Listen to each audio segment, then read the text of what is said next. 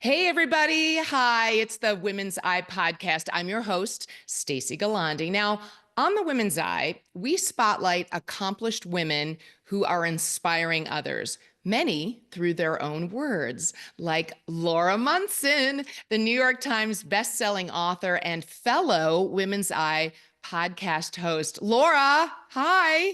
Hi, Stacey. I'm so happy to be with you today and to see you again and to be interviewed by you because Oh, it's our fantastic because, you just finished the first leg of your book tour. This is the new book, The Wild Why, and I can't wait to break it all down with you. So, you know how this works. I'll talk with you in just a second. But first, this episode is brought to you by Casco Financial Group in Phoenix, Arizona. Casco president Catherine Scrivano started her business to help people create the financial strength to achieve their dreams. Now, author Laura Munson is definitely a part of the Women's Eye family. We've been stalking her during every one of her book releases over like the last 12 years or so, with This Is Not the Story You Think It Is, her novel Willa's Grove. Well, now the founder of the acclaimed Haven Writing Retreats in Montana has a new book called The Wild Why, Stories and Teachings to Uncover Your Wonder. So how are you doing post first leg book tour? Speaking of legs. Yeah, it's just so nice to see you again. I feel very safe in your hands because I remember the Oh, moment I met you at the Reinvention Convention in LA with More Magazine. Remember? That was oh, the first, absolutely. and I it was, remember that. I still have that photo. I'm going to have to pull that photo out for this article. I do too, but just this like electric personality, vibrant, wonderful woman shows up, and I was a little starstruck because Rita Wilson was there and Lee Woodruff, who's now become a great friend, and Christy Turlington Burns. And then suddenly Stacey shows up and was like, "Hi, yes, I'll follow you wherever you want to go, and I'll answer anything you want." That was an amazing convention. Yeah, because I mean, Mel Robbins was there. I mean, it was Yeah, like, boom, all of these phenomenal women all in one place. And look at where Mel you was are now. Mel was my conversation. I invited Mel, actually. Mel was my conversation buddy that day. But yes, and here we are. So yeah, I've been you're like the beacon, because I've Oh, been on the road since April the 6th. The book launched on the 8th in New York City, and I've been on the road. I went home for a short break for Mother's Day to see my kids and just refresh. Uh, yes. but yesterday was my last event, and it was a special one because it was actually I was the conversation partner for one of my Haven alums who's done two of my programs, and um, for whom I was the developmental editor for her book, Maya Blue. Um, Oh, Brenda wow. Coffee. You should have her on the Women's Eye. And so it was just so much fun to actually be the conversation partner instead of being the one that was answering the questions. And that was last night. And then here we are. And I've been Oh, to New great. York and Boston and Chicago and San Francisco and Seattle and Portland. I got to go to Powell's. That's the Mecca for writers. And then in Dallas, and then here in San Antonio, and then back home tomorrow. Fantastic. So obviously, in all your travels, it's like giving birth. You've given birth to people and to books. But how has this been, and how have people been receiving the wild why and learning about wonder? Yeah, look, it's no small secret that we live in a very worried world right now. Oh yeah. And I Oh yeah. was worried personally about taking this book all about wonder, curiosity, and awe, and returning to what we knew as children in that regard on the road during this time, because I thought, well, people think it's this silly, frilly idea. And in fact, what I have learned, I mean, people have been showing up in droves. Stacey, it's blown me away how many people are showing up because we need a relief from this beautiful but heartbreaking world. And it's It's the book we need right now. I think so, and I've been writing it for 9, 10 years. And so, and I can tell you how it started, but to answer your question, it's been amazing to see people sitting, like coming to the front row, sitting on the floor, just like nodding, crying, holding hands with, like the person that they came with. And I believe that while we need to return to our wonder, we also need wonder for our civilization Yeah. to continue thriving because without wonder, we don't have empathy. And without empathy, we don't have a civilization. So people have been taking this message to heart. And it is, you're right, it is like a birth, because it's just you alone with this thing that you're creating for a long time.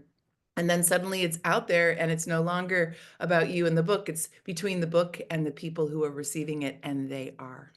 Oh, I think that's amazing. I mean, I didn't realize nine years. So I don't know if that was, well, first of all, tell me what you mean, and where the genesis of this idea of the wild why, and learning basically what is wonder, or what makes wonder.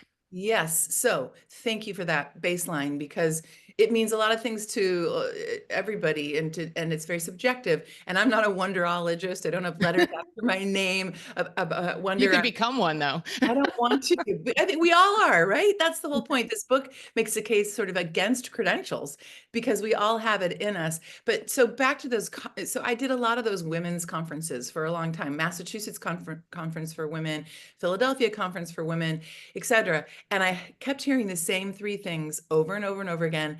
And I've heard them from men too, especially when it comes to self-expression. So this book is not about, it's not for writers, although there's a writing component, but it is for everybody. I've got a book about writing coming out next year, but this one is for everybody. So the three things I heard over and over again were, I don't have a voice, I'm not creative, and I'm stuck. Oh, But yeah. man, everyone's got a voice. You're using your voice to say you don't have a voice. All that really means is that I'm afraid that my voice doesn't matter.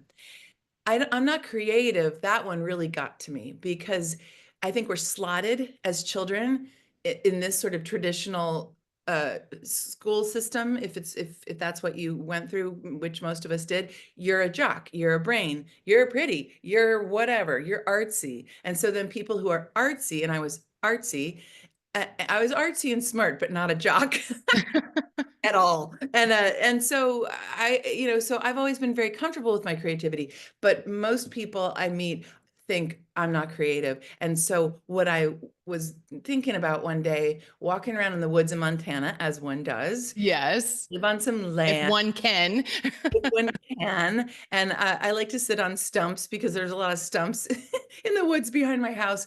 And I love them because they're always off trail. So it means I've kind of bushwhacked a little bit. And I'm sitting down on this, what used to be a big, beautiful tree. And I was thinking, curiosity is a very triggered, fraught word, not curiosity, creativity. Uh-huh. So let's just think of a different word. So what's behind creativity? And then I thought wonder, because of course I'm looking around at all these beautiful trees and the birds. But then I thought wonder might even be more confusing or nebulous for people. What's behind wonder? And that's when I thought, I think it's curiosity. I wonder about, etc. But I think more so it's awe. And I think in our culture, we're heavy on curiosity. What makes a rainbow? Hey, Yeah. what makes a rainbow? Now we're looking at our screens instead of the rainbow. Yeah. But what about beholding the rainbow? What about being still with it? And I think a lot of us, have like a mindfulness app, or, meditation app, or we do our yoga class, and there's nothing wrong with that. But what about returning back to what we did as children, when we really just sat in awe?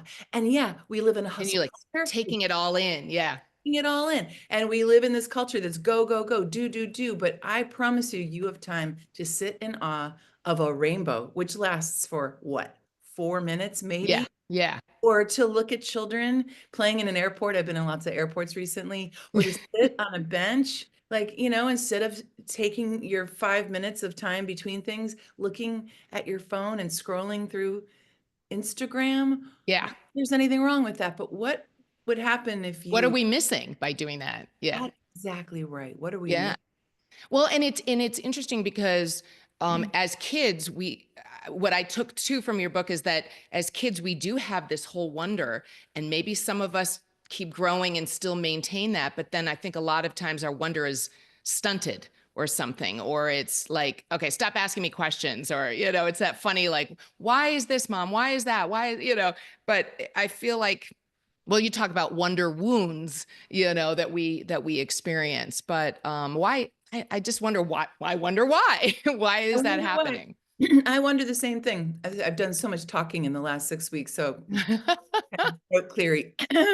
So So again, I'm not a wonderologist and I'm not a psychologist, but through my Haven writing retreats, I've worked with many educators and many psychologists, psychiatrists, therapists, people in the helping world who track the way our brain works.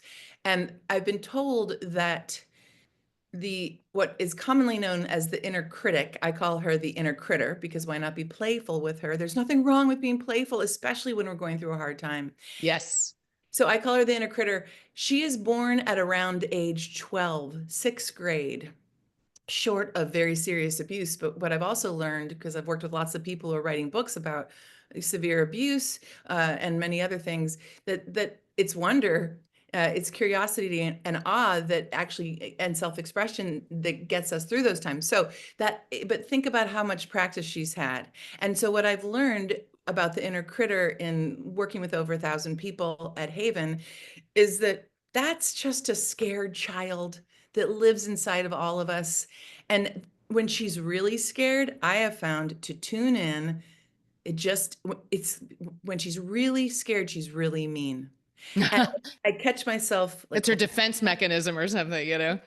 and I catch myself like holding my breath, or my shoulders are up to my ears, or I'm like fetal, just like in the middle of the day, just kind of, everybody knows this feeling. Like your stomach doesn't feel good. Check in with what's going on in your mind. And it's quite likely that inner critter it's like inner terrorism. And most of us would not treat our first enemies the way we treat ourselves in our own minds. And that was what my first memoir was about. This Mhm. book is memoir forward, but it has a huge teaching component too. Yeah, which is fantastic because you kind of give each chapter, it's like a call to action, or you instead of us just sitting there reading all the work that you did, it helped, or it kind of inspires us to do a little thinking, a little writing on our parts as well. So Writing and wondering, and there's so at the end of each chapter, there's a section called Your Wild Why. And wild because we're wild, we're feral when we're children. And I want us to get back to that wilderness. And so it's not just writing. Some of them are writing, but as you know, some of them are just a certain awareness to have, or a certain intention, a way of living your day. Like after we get off this call, I'm going to walk on the famous river walk here in San Antonio. oh And yeah. slowly as I possibly can. And every time I see a bench, unless there's like a bench every 2 seconds, sit on it, and I'm gonna like practice what I preach. Go slowly, be in awe. It is good for our psyche, and it's good for our physical well-being and our souls. I think that's so important too, because where did I have it written too? But it's the stop, slow down, appreciate, have empathy, become more childlike. I mean, that seems like that is a big part of has your life changed though in writing this book too? Is that, I mean, for not to take 9 years, was there fear on your part, or is it just a matter of you kind of get in and then you get out a little bit and you're busy in life and kids and family and all that? Well, I've been writing all of my adult life. Um, and so I'm always starting in 1988 when I finished college and realized I was a writer of books and essays and stories. I've devoted my life to sitting at that intersection of heart and mind and craft that is the writing life. And I've done it with all my might and mind. So I'm usually writing about 3 books at the same time. I don't recommend that. But I've never written a self-help book, and this falls in the self-help section of the bookstore. And Oh, okay. I Yeah. actually don't really read a lot of self-help. So this is kind of a hybrid. Surprise, everything I Well, did. it was funny, yeah, because I was going to ask you, is this sort of a departure for you because your first book, or the big book, was memoir, and then you wrote Will is Grove, which is novel. So is this a little bit of everything, I guess? Yeah. Well, listen, fiction is my favorite. I've written 23 unpublished novels, if you can. That's right. That's right. I've got 2 that are going to be published. About 8 of them are good-ish. But I always tell my students and clients, like, if you're the sort of person that's kind of an inherent multitasker, or somebody who really just is very curious about lots of things, it's fine to have a few projects at the same time, but notice the one that comes after you that like won't let you go. And this was the Okay. one that wouldn't let Wow. me go. Yeah. Um, and I've got so much to say about it, but I want to read because for all of you out there, Yes. you can relate to this, because when I was trying to figure out why I felt so much shame around my self-expression and my own sense of wonderment, because believe me, again, I'm not a wonderologist. I'm not an expert in wonder. I practice this all the time, and I'm in my own way all the time too. Playful, curious, and kind is what's on my screensaver. And every time I see it, because I'm on my computer a lot, it Yeah. pops. And I'm not being playful, I'm not being curious, and I'm not being kind, especially self-kind. And so in the book, there's a chapter, I know you read it, so maybe you remember it, where I'm having one of those dark nights of the soul, like that 4 a.m. witching hour haunt. And I decide to go and read through my journals. And I have all my journals going all the way back to 4th grade, pink patent leather Yeah. journal. It says private on it with a lock. It's the last thing I bought. It was pink, and I'm sure I didn't buy it. Well, But yeah, just the fact that you started that young is amazing. Yeah. well, listen, I think what happened was that here, it's right here. It's in my Yeah. grade journal. There's like 5 lines. I talk too much. So we're 9 years old in 4th grade. I talk too much. I ask too many questions. I cry too easily. I laugh too loud. I'm too sensitive. I'm not sure what that means. And I feel bad about all of it. Laura Munson, 4th grade journal. And I feel Yeah, I know. And I just wanted to hug you or hug that 9-year-old, I know. Laura Munson. So I think I took my pen and went home. I think that's what I did. I think that's why I've written all these years. I'm extremely extroverted like you are. I've got a big personality too, but I also have a really deeply sensitive part of me that needs to be very quiet. And I think writing has been, I say it's my practice, my prayer, my meditation, my way of life, and sometimes my way to life. Yeah. So, but all of that is in the past too. So it's like all those things you now are embracing, right? And that would you say, or are they things that you have to work towards? Oh gosh, yeah. I mean, it's a constant practice. And again, I'm not always good at it, but I have found that when I catch myself being really mean, the litmus test for me is when I catch myself being really mean to myself. Again, if I just physically feel bad and I check into my thought patterns and I realize that they're trying to sabotage me, not serve me, then like my first published book, which is funny that I was the main character in it because I'd never even written a memoir. So here I am again, being the main character in a book. Yep. Um, but fiction is what I love the most. But what I tuned into in This Is Not the Story You Think It Is was the thought patterns. Well, now in this book, I'm adding to it. It's thought patterns. Now, here's something to do with your day that can help you to tune in and to feel better about your life and the way you live it, and to not be run by this hustle culture. One of the things that I love in this book is spend a day with a little journal in your purse or in your back pocket and chronicle the way you talk to yourself in the mind, especially when you start feeling bad.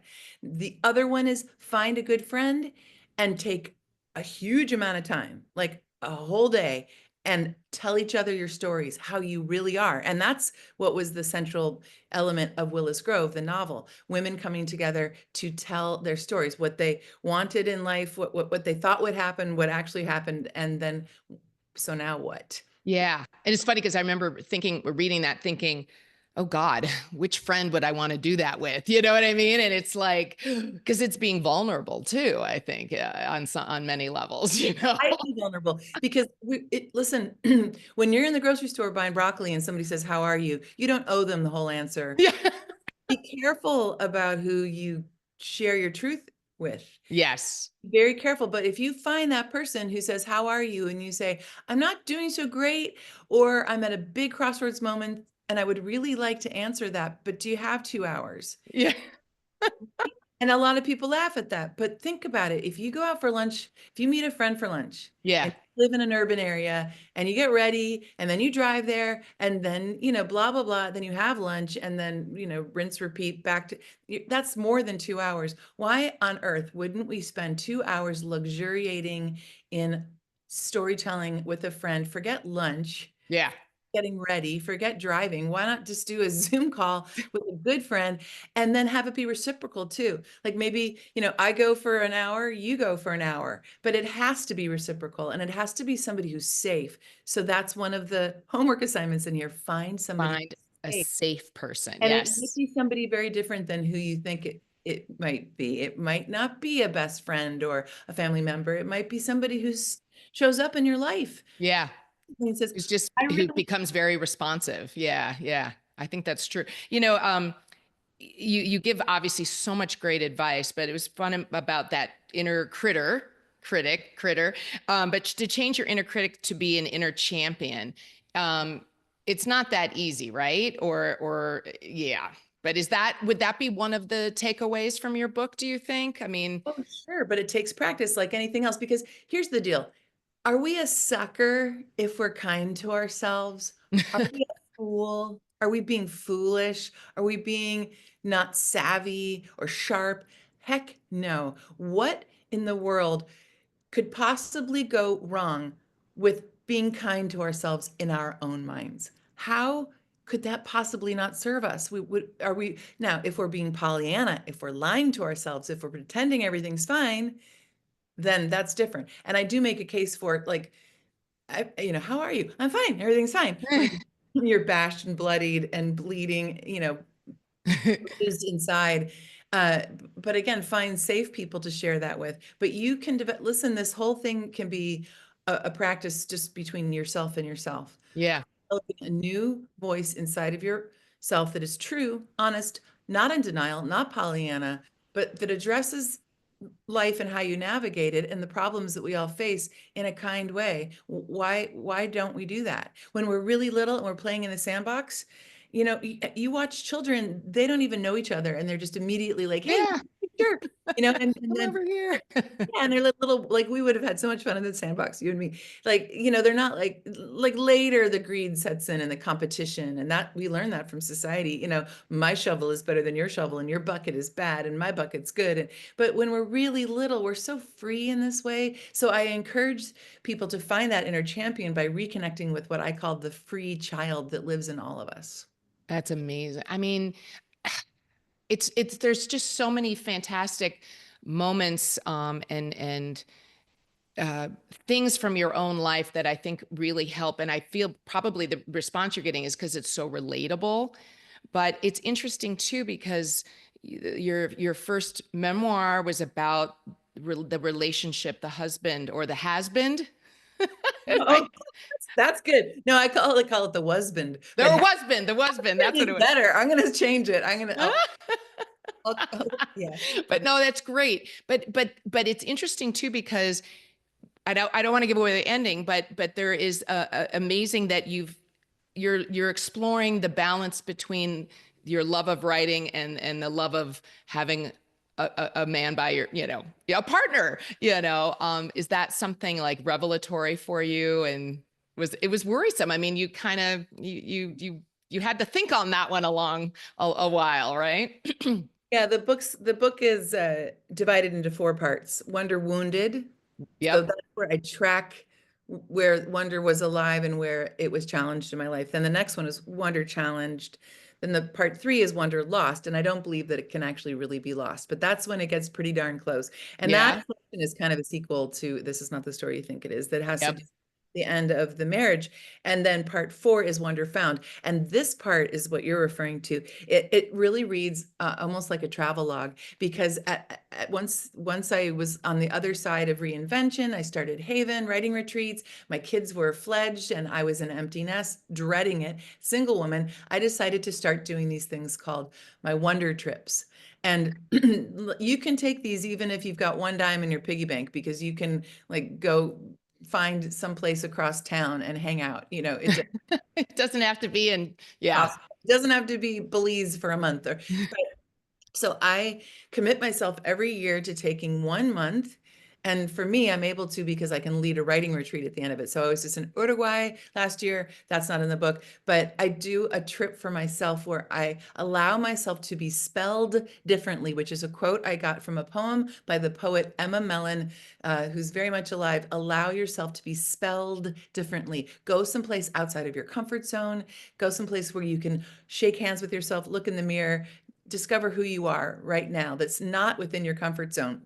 And so that last part of the book is really a lot of fun to read because it was fun to write because Yeah. it's all about, rediscovering yourself in different places far from home. In my case, I live in Montana. I'm from Chicago originally. So I'm very comfortable like in the American West, and I'm very comfortable like in the American urban zone. So I like to get myself on an airplane someplace.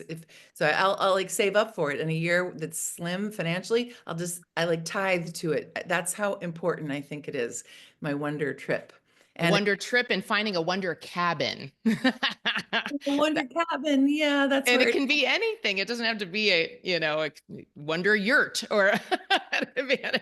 Yeah, So or yeah. a pile of leaves in the backyard that you can hide in. I know this sounds silly to a lot of people, especially if you're going through something really difficult in your life, but it's especially when you're really difficult that you need to get back to your wonder because it's in you. Don't you ever forget it. We can always find playfulness no matter what you're going through. Absolutely. Well, this book is resonating so well that Maria Shriver thinks she's taken a little liking to the wild why, right? Yeah, she's a wonderful thing. If you don't subscribe, everybody should subscribe to her Sunday paper. It's free. It's wonderful. I love it. I've been privileged enough to write for it a few times. And Maria read the book and she chose it for one of her picks for the Sunday paper. So that was I mean, I love that woman. I love what she's doing. And she has a book that just came out. I think it's #1 on the New York Times bestseller list called I Am Maria. And it's a book of poetry where she is completely, you've probably heard all about it. Maybe you've read it, very vulnerable about saying, yeah, I'm not I'm not just a Kennedy or a Shriver. I'm not just, Or the daughter former of Schwarzenegger. yeah, Yeah. that too.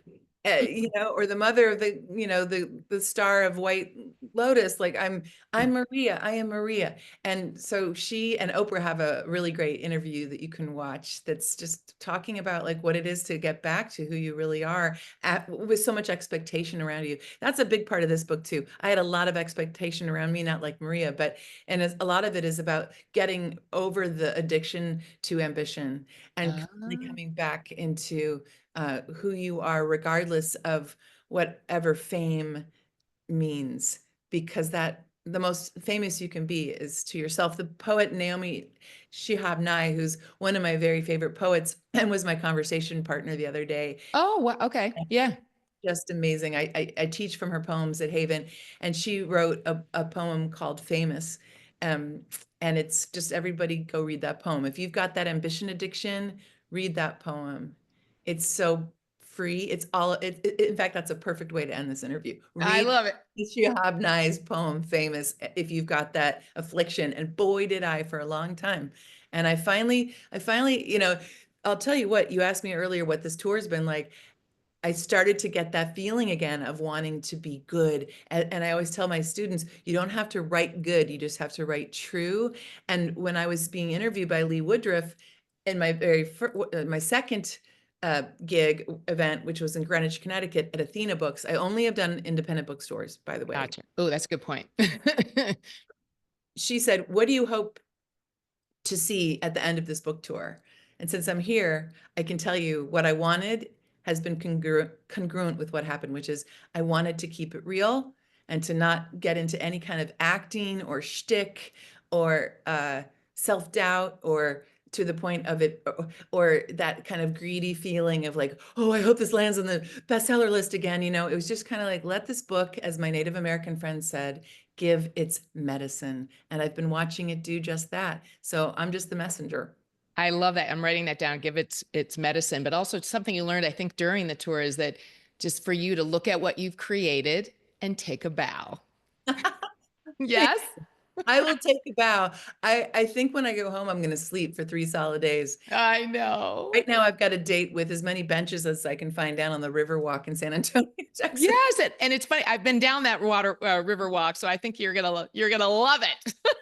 Good, good. Well, Laura, again, thank you so much because I've learned so, and I think I will. I'm going to take this book to with me to Ireland because you Oh, write about Ireland in here, and I'm going there next week, so I think that'll be a good companion. But thank you, and good luck on your summer book tour.